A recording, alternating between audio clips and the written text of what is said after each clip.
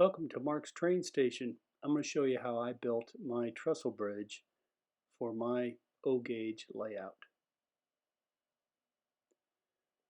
So I wanted to cover a span of 45 inches, and after measuring the tallest car that I had that's sitting on my track, I went with 7.25 inches tall. Left plenty of room for everything to pass through that bridge. So then I started piecing things together to make sure things lined up properly.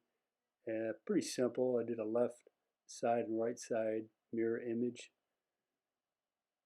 And then I started piecing things together. And so I wouldn't split the wood, I drilled pilot holes. And then I put glue, dabs of glue, and finishing nails.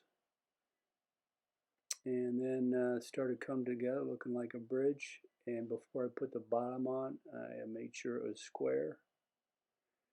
Then I used glue and clamps and finishing nails to hold it in, let it sit, and then it's pretty much finished product. And then I went to my paint booth, which just a tarp on the floor of my workshop, and there's the finished product after it's all in place with my road bed and track. A couple zoomed in spots there. I'm pleased with it. It was good craft to make. So have a nice day. Take care.